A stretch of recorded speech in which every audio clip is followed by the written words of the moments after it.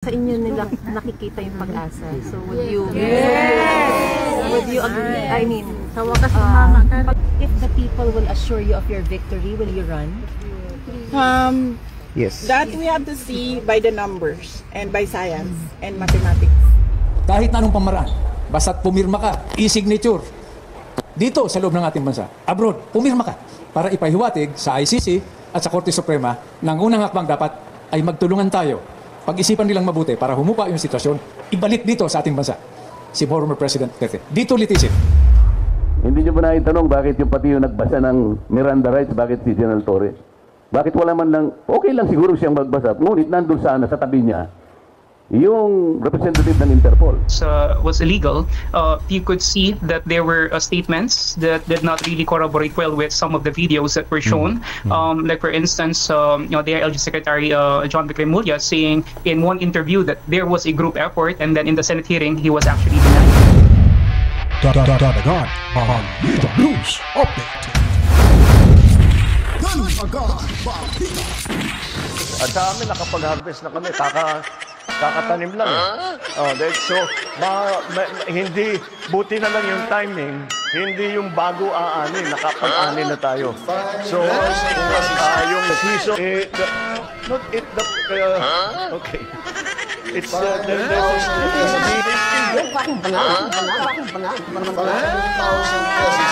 Milyonaryo, sama-sama tayo, babago. Maging milyonaryo.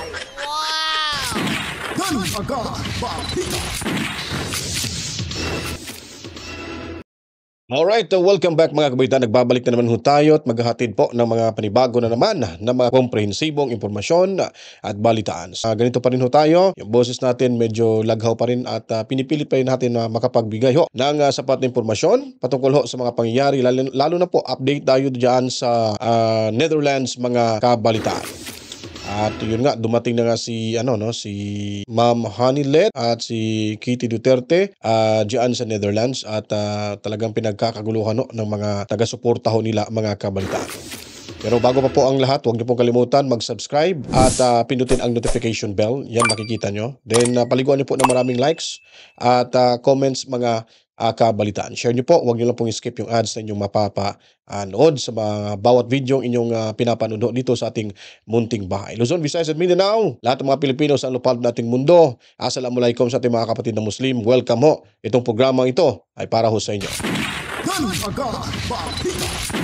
So hindi na tayo magtatagal, diretso na tayo sa ating paksa at ito pakita ko muna ito si Ma'am VP Sara Duterte, no. May pasimpleng silip lang tayo dito. Update lang muna tayo saglit dito sa Netherlands mga kabalitaan. But what's your decision? So I know it's so early pero parang 50-50 ba o ano? It's what would be the factors? It's really too early, ma'am, sa ngayon. Ma'am, sa inyo nila nakikita yung pag-asa. So would you agree? I mean, sa wakas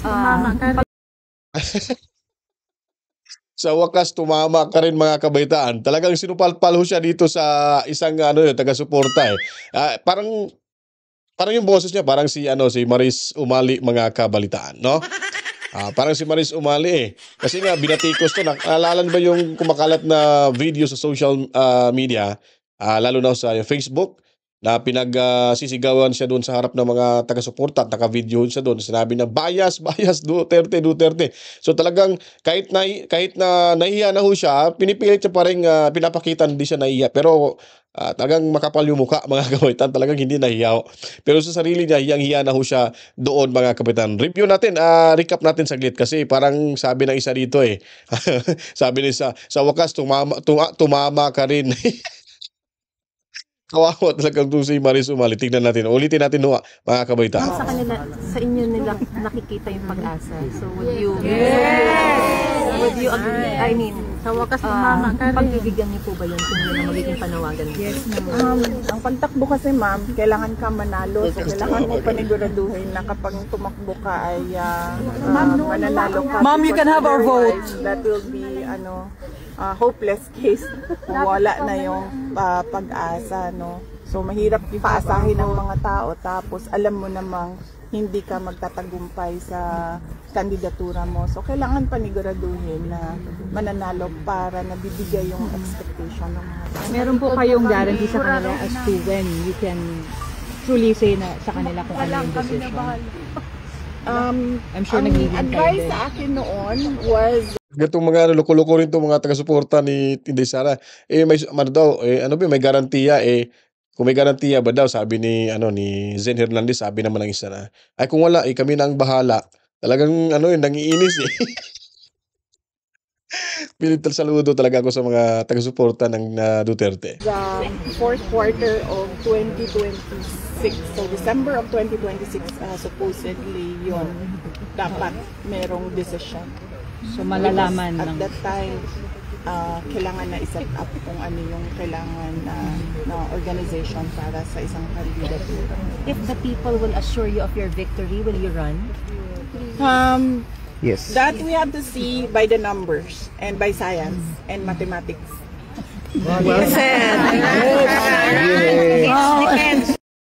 Yun, sigurado na tatakbo talaga to si VP Sara dito, mga kabalita. Natatawa rin ako sa mga nito sa supporters ni Tatay Digong Duterte at sa kanila mga kabitan. Talagang sila yung sumasagot At iniinis nila itong mga bayarang media, yung ABS, Zen Hernandez, nakatikim na rin din to.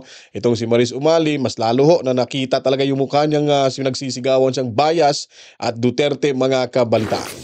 Anyway, nakakuha tayo ng punto rito kay sino ba yun? Si Hunasan, Gringo Hunasan, dahil nga po ay parang nakitaan natin na magkakaroon sila ng e-signature campaign para kay Duterte na ipananawagan na ibalik ko dito si Tatay Digong Duterte. So unti-unti na mga kabaitaan na nakikita natin yung mga kakampi sa panig ng mga Duterte. Si Gringo Hunasan, ito maprinsipyo din to, dating militar, at yung grabe to, ilang taon yata itong nagtatago dahil hinahanap siya ng gobyerno dahil may kaso daw to, parang may kaso talaga siya nung sobrang gulo pa ng ating bansa, mga kabaita, sa panahon niya po.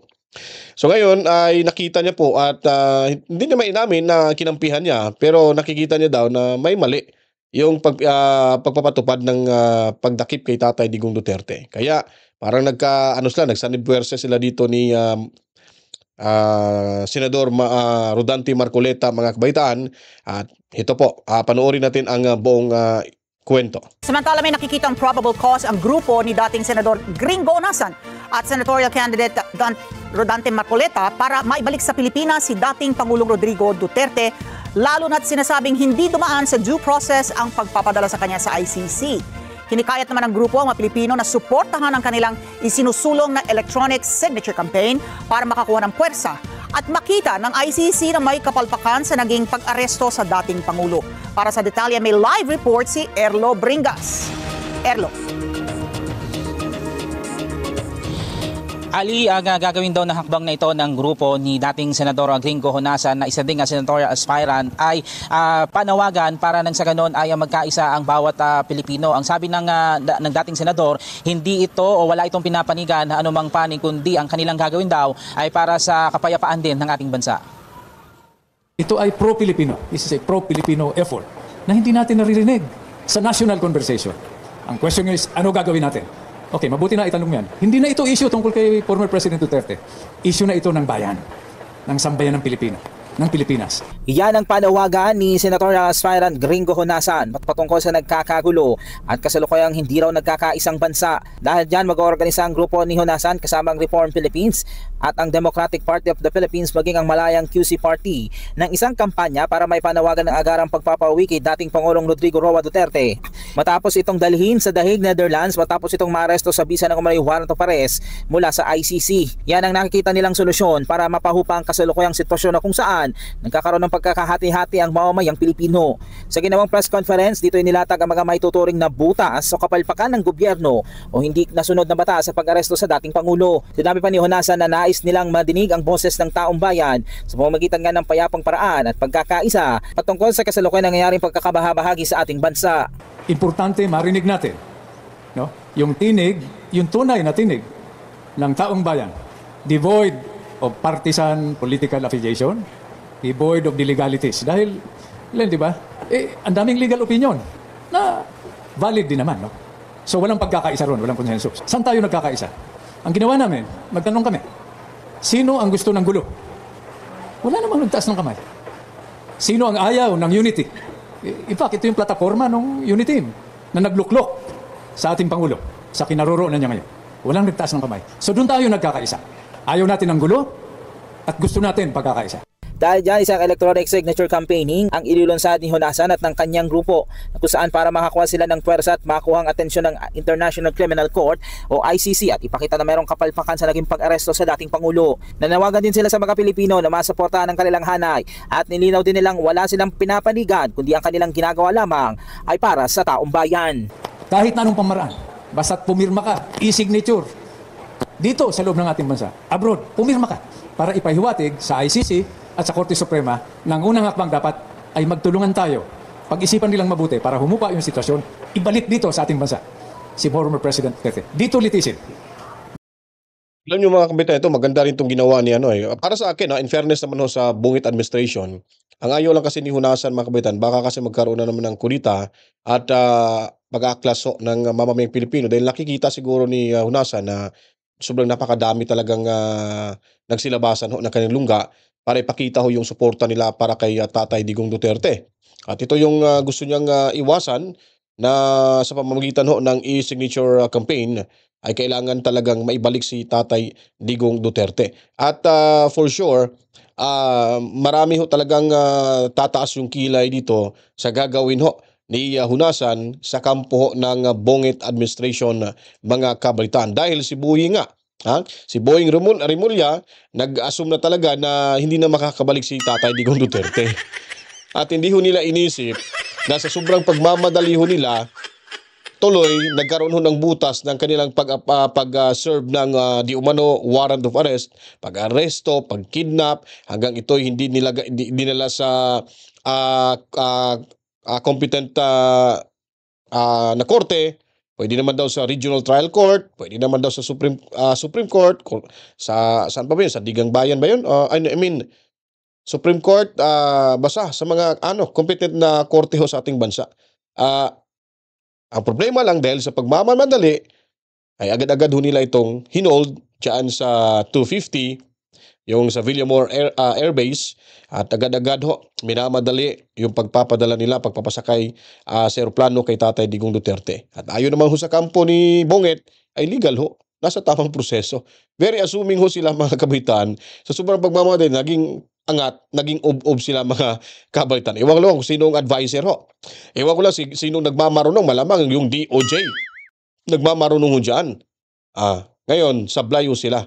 So ngayon, dito makikita natin kung sino ba talaga ang matalas yung pag-iisip sa usaping ganito, kung sino ba at mapapabalik ba talaga si Tatay Digong Duterte. Majority na mga Pilipino ay gustong ipapabalik si Tatay Digong Duterte sa kanyang bansang sinilangan mga kabalitaan. Dahil buhay naman yung mga korte natin, malakas, gumagana naman. Para naman kay Senatorial Candidate Rodante Marcoleta, marami raw silang nakitang probable cause para makauwi ang dating Pangulo. Una, ang paraan ng pagkaka-aresto kay FPRRD kamakailan matapos na bumalik nga ito sa bansa mula sa kanyang pangunguna ng kampanya ng kanyang grupo ng PDP laban sa Hong Kong. Bilang sa nakita nilang butas ay hindi raw pagbibigay ng karapatan sa dating Pangulo o due process sa ilalim ng batas ng Pilipinas na makita sana ng ICC para mapauwi muna ang Pangulo. Isa pa nga sa kanilang kinukwestiyon ay ang naging paraan ng pag-aresto ng PNP sa dating Pangulo na dapat mismo ang Interpol daw ang gagawa at hindi dapat mismo ang PNP. Parang wala yung warrant of arrest So dapat sana yung representative ng Interpol maliwanag nandun sana nagpapaliwanag, hindi si General Torre, hindi yung tagapagsalita ng PNP. Hindi nyo ba naitanong bakit yung pati yung nagbasa ng Miranda rights, bakit si General Torre? Bakit wala man lang, okay lang siguro siyang magbasa, ngunit nandun sana sa tabi niya yung representative ng Interpol. Ayon pa sa grupo, maliwanag na nakasaad sa batas na nilabag ang Article 59 ng Rome Statute and pertinent Philippine laws. Nakasaad dito na ang sinumang individual na naaresto ay kailangang dalhin muna sa judicial authority sa custodial state na nakasalig sa batas ng bansa. Kabilang dyan kung ang warrant ay nakapangalan mismo sa nasabing individual na inaresto at kung ang personalidad ay naaresto at nasunod ang proper process at naibigay ang karapatan nito. Pero sa nangyari daw sa dating Pangulo, Tila hindi raw nasunod lahat ng ito, kaya merong probable cause sa maaari itong makita ng ICC at may uwi sa Pilipinas ang dating Pangulo. Ang gagawin daw nilang hakbang ay nakasalig sa patakaran na maaaring magpaabot ng saloobin ng isang non-government organization para magbigay ng suporta kung sino ang nais mabigyan ng suporta. Dapat siguro ang nakuha natin mula sa kanila, bakit hindi man lang lumitaw nung arestuhin ang dating Pangulo? Samantalang sinasabi nila na ginawa yung pag-aaresto in compliance with the obligation under the Interpol. Kaya lang hindi nyo napansin na hindi man lang nag-figure out kung sino yung representative ng Interpol. Di ba napakalaki ng importansya ng Interpol sapagkat doon pala nakasalig yung pagkaka-aresto sa Pangulo. Dapat lumitaw sana, bago inaresto yung Pangulong Duterte, malinaw sana na yung physical copy ng warrant of arrest. Samantala, Ali, ginit din ng mga grupo ng mga grupo maging ng dating Senador Gringo Honasan na nalabag din yung Article 1, Section 1 ng 1987 Constitution o yun nga yung tinatawag na no person shall be deprived of life, liberty and property without due process of law. At ang sabi ng dating Senador Gringo Honasan, wala naman daw silang inaasahan na bilang na makikiisa dito sa e-signature campaign na ito. Pero sa nakikita nilang sitwasyon sa ngayon, mukhang libo-libo daw ang mga lalahok dito sa e-signature campaign para mapansin ng ICC at mapauwi na nga ang dating Pangulo dito sa ating bansa, Ali. Okay, pero maliwanag naman ang mga kini-question ng mga tao na nagsasabi nga na itong paraan ng pag-aresto at pagdala kay dating Pangulong Duterte sa The Hague, Netherlands ay labag sa ating konstitusyon. Itong e-signatures at pati physical signatures, dahil sabi nila magsiset up daw sila ng mga desk, like halimbawa sa Liwasang Bonifacio, saan nila ito dadalhin? Ito ba ay dudulog ba sila sa ating Korte Suprema o doon sa International Criminal Court?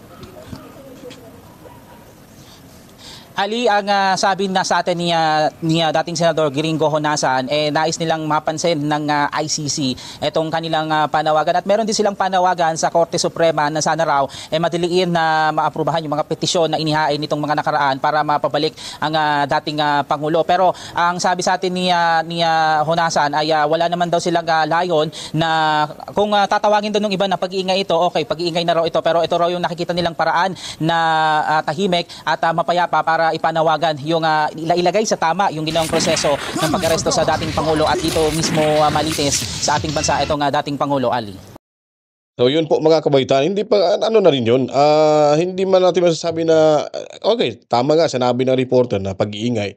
Oo, counted na ho yun pag-iingay dahil nga po may nakikita ko kasing lapses.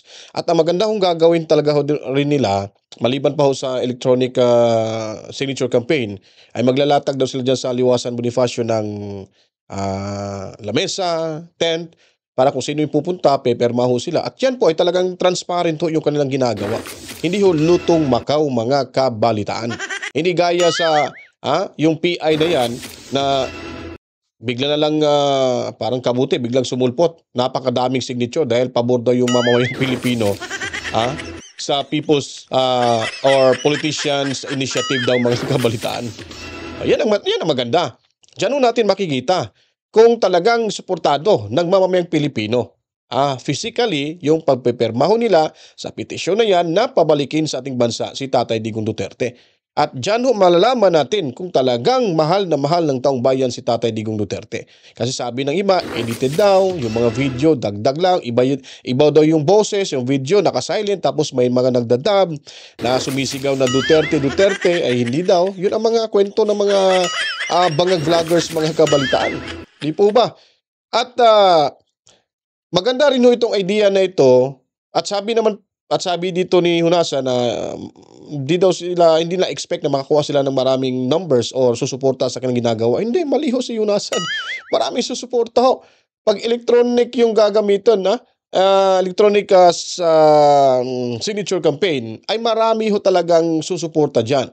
Kontakin nila yung mga organizer ng mga nakikita ho natin sa social media, yung mga pagtitipon-tipon, yung mga ganap doon, at ipagbigay alam sa kanila kung sino yung interesado. Well, mag-electronic signature campaign ho sila, sasali ho sila dyan mga kabalitaan. Makikita ho talaga. At hindi lang ho, ito yung pagbabasihan. Dahil si Attorney Kaufman, ang legal team ho, ng Duterte dyan sa Netherlands, nagsasabi na ho talaga na siya mismo na may nakikita ho siyang problema, malaking butas at hindi sinunod yung proseso sa pag-aresto sa isang tao dito sa ating bansa, mga kabalitaan. At sinasabi niya na ina-assure niya na makakauwi ho talaga si Tatay Digong. So sa statement pa lang ho ni Kaufman, si Kaufman ho ay talagang reliable at trusted na matalino tong abogado. Marami na ho itong na-acquit na mga kliyente nila dyan sa ICC, mga kabalitaan. So maghihintay lang ho tayo at sabayan ho natin ang panalangin. Dahil sigurado ho, mga kabalitaan, na maraming tataaso ng kilay ho sa kampo ni Bonget at sa mga makakaliwa. Lalo na itong si Konting abogadang nasa Pinas, na kung saan, mga kabalitaan, ay akala mo talagang mananalo na ho sila at matindi yung kanilang galito sa mga Duterte. Kasi kinakampihan ho nila yung mga masasamang elemento. Tayo, nasa panig ho tayo ng katotohanan. Kaya hindi ho tayo mabahala, mga kabalitaan, dahil nasa atin yung Panginoon. Sila ho, wala ho sa kanila yung sabihin na lang natin na biyaya. Hindi ho sila mabibiyayaan dahil sinusuportahan nila yung masasamang elemento. Si Tatay Digong, the Punisher, siya po ang nag-instrumento para makita ho ng buong mundo na kung gaano na talaga rampanto ang kalakaran sa illegal na druga sa ating bansa. At ito nga po, hindi nagkamali at suportado ng maraming Pilipino, kaso nga lang sa administrasyon ngayon at sa kanyang mga lipores na kung saan ay talagang napakahalima ho, mga kabalitaan. At ito naman ang nagpapatunay ng isang eksperto na si Presidente Duterte ay hindi ho talaga nabigyan ng proseso, tamang proseso sa pag-aristo noong nakaraang March 11 at dinala agad sa ICC. Pakinggan natin to dito, mga kabalitaan. Opinion. Now, might I ask you now to which favor did this hearing deliver more? I mean, who won this round for you? Those who believe that the arrest was legal or illegal? Oh, definitely. The perception was that the arrest was illegal. You could see that there were statements that did not really corroborate well with some of the videos that were shown. Like for instance, the ILG Secretary John Vicremulla saying in one interview that there was a group effort, and then in the Senate hearing he was actually denying it.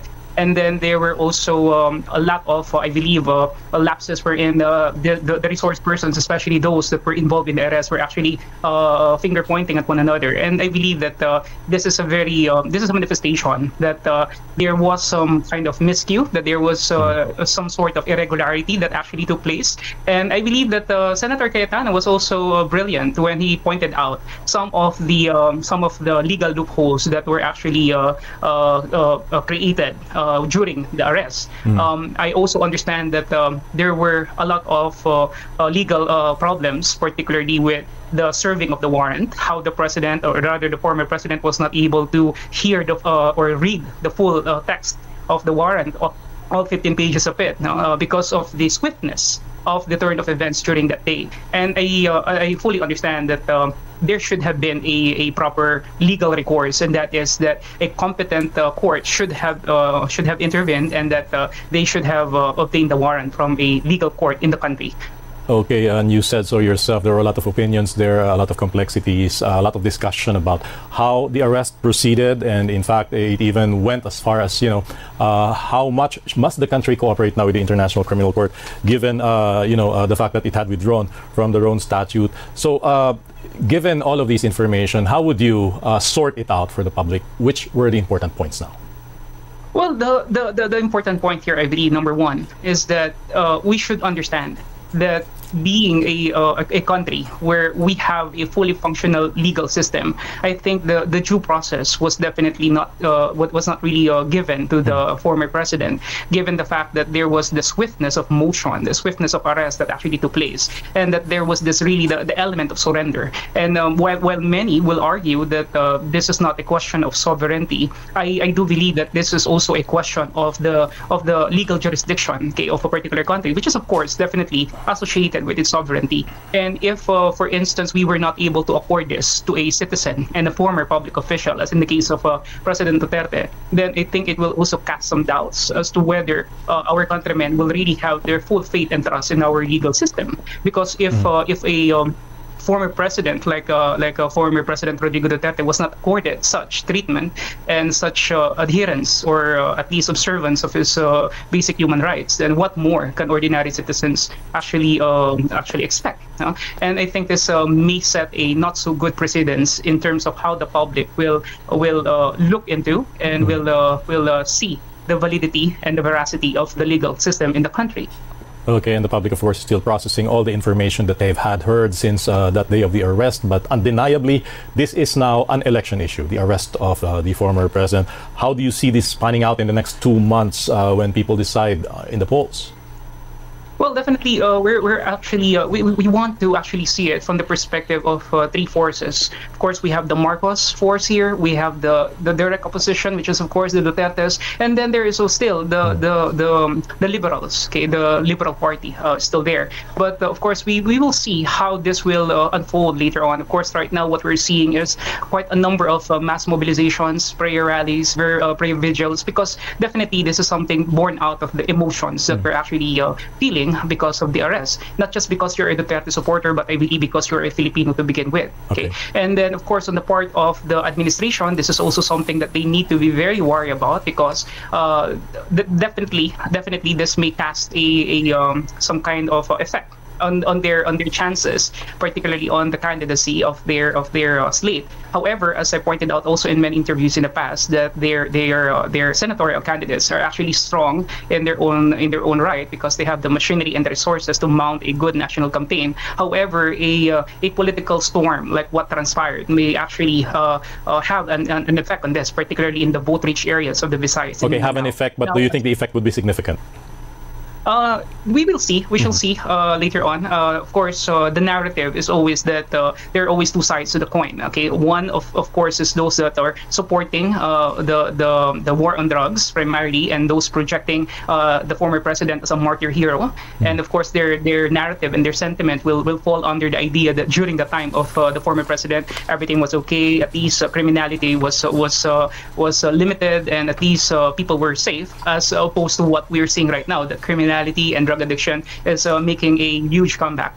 And then of course on the part of the administration, particularly those that are not in favor of the extrajudicial killings that transpired, of course they're seeing this as a legal victory for them, at least at the onset. But then again, we'll see how this will unfold later on. But I believe that there will be definitely an effect on the chances of both camps, particularly of the administration slate as well as that of the Duterte slate. All right, on that note, Professor Froilan Calilong, thank you so much for joining us this afternoon. Alright, so yun po mga kabaitaan, no? Isang professor ho na kung saan po ay sinabi niya dito na kung saan ay may ginagawang irregalidad ho na pagka-kidnap or pagkahuli, pagkadakip ni Tatay Digong Duterte nung araw na iyon mga kabaitaan, na galing ho ito sa Hong Kong para ho sa kanilang dumalo ito sa pasasalamat kay PRRD para sa mga OFW dyan sa Hong Kong mga kabalitaan. So unti-unti na ho nating nakikita at ang liwanag po ay unti-unti na ring lumabas, at bukas makalawa makakauwi na ho itong si Tatay Digong Duterte, at aasahan ho natin mga kabaitaan sa kanyang kaarawan sa Marso 28. Malapit na po, ay magkakaroon ho ng pagtitipon-tipon bawat sulok ko ng ating bansa, lalo na dyan sa Dumaguete, kung hindi ako nagkamali, sa Davao City, sa Cebu, dyan sa Kamaynilaan. Marami pa ho yan mga kabaitan. Dyan ho natin masusukat kung talaga bang ang mga mamamayang Pilipinong nagmamahal sa ating bansa ay galit sa mga Duterte, o sila ay talagang susuportahan hanggang sa dulo ang mga Duterte, lalo na ang mga kandidatura ho ng PDP Laban na mga senatorial candidates, itong 10. So yung 10 ay ating iboto ho, diretso natin sila sa Senado upang may laban ho tayo para sa gaganaping impeachment trial laban sa ating Pangulo o pangalawang Pangulo, VP Sara Duterte mga kabalitaan. At yung palasyo naman ay sinasabi ho nila na